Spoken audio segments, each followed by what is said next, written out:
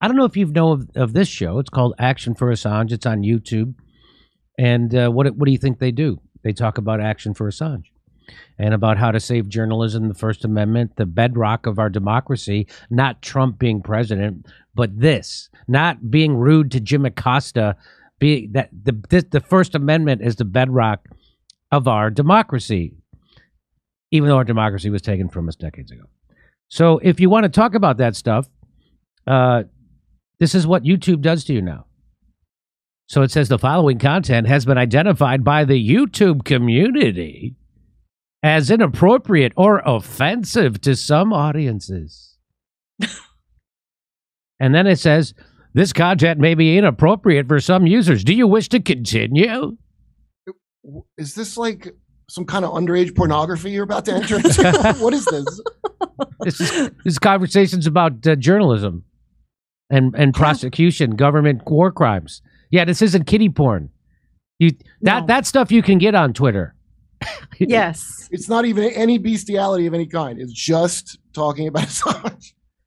On that episode, we had whistleblower David McBride from Australia and journalist Kathy Vogan from Consortium News on to talk about the attacks that they've been under, as well as giving updates on Julian Assange. That's what no kiddie porn, Kurt. And so now, I wasn't disappointed that it wasn't. I want to make that clear. I went there before the show, and that's what I see. The following content has been identified by the YouTube community. And then it says, I understand and wish to proceed. I understand, sir. Please let me see the information. And then this comes up. And there you go. And guess what? Jacobin, they're on the cutting edge of thought. That's what I like about Jacobin. YouTube's content moderation policies are supposed to take aim at misinformation and online extremism, like they said they were gonna, and that's why we cheered it on. Did they? Jacobin was like all in. I know their host did. They had a host of their Jacobin show was a big pro censorship. And who was that Jacobin host?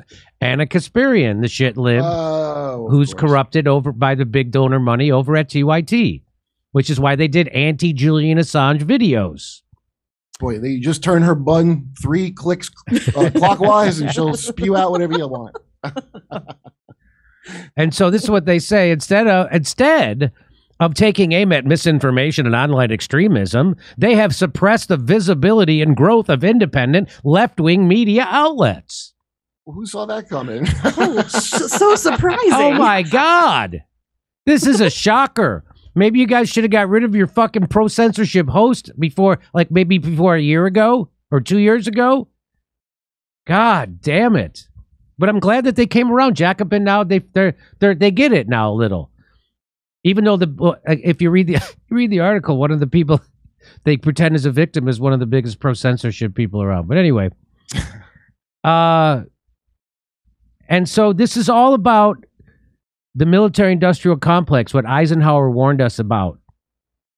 This is about you can't cross them. You can't stop that money trail, and if you do, they'll kill you.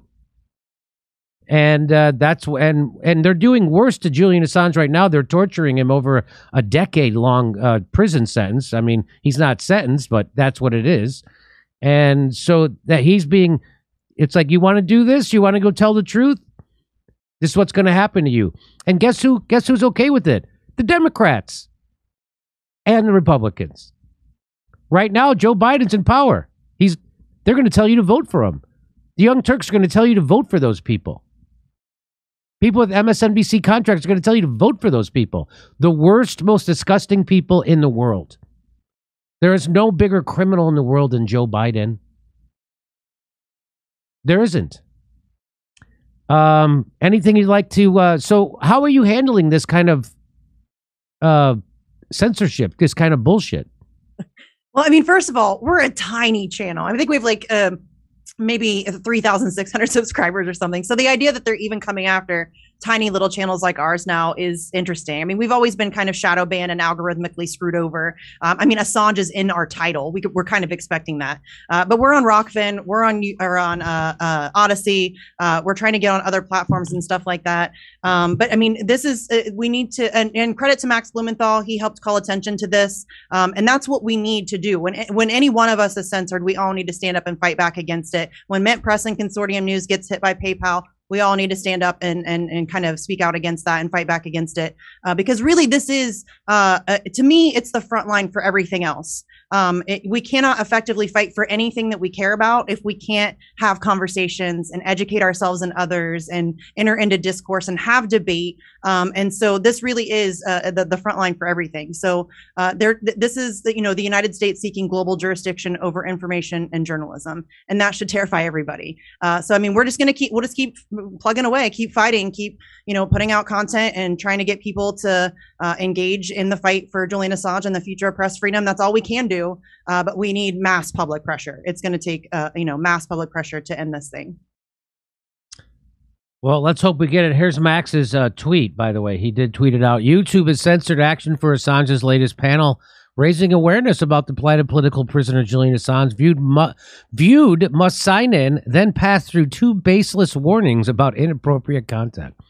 Yeah, I did it. I got there, though. Yeah. Well, and Max is great. Max comes to all of our events when we have actions in DC for Julian Assange. He's been great about covering the, and as have you. Credit to you. Thank you so much for your consistent coverage of Julian Assange. It's unfortunate that I've been in like a 3-year-long battle with even independent media trying to get them to cover the most consequential court case on press freedom.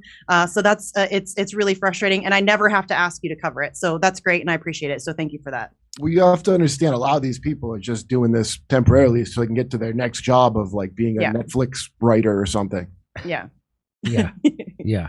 Yeah. All right. Well, everybody check out Action for Assange. It's a great show. You also do Cognitive Dissonant on TNT Radio. Mm-hmm. Everybody check that out. Anything else they should know, Misty? No, just please do whatever you can to join the fight to free Assange. Everybody can do something. You can send emails, make phone calls, write letters, hang up flyers. All you need to be a protest is a poster board, a Sharpie, and a sidewalk. So we really need lots of people out there. It's being suppressed. Mainstream media is not talking about it. The average American has no idea it's even happening. They're doing it very much behind closed doors. And we are up against like a legitimate blackout of this information. He is being disappeared from public consciousness, which allows them to torture him in broad daylight with zero accountability. So whatever you can do to help us, please do it. This really is the fight for all of us. It's not about Julian Assange. They're not really after him. They're after us. Okay, thanks very much. Everybody check her out. Hey, we're doing stand-up dates. Salt Lake City, Las Vegas, Chicago, Sacramento, and then San Diego, where I'm taping my new special. Go to jimmydorecomedy.com for a link for all the tickets for all our live shows. We're coming to your town, maybe.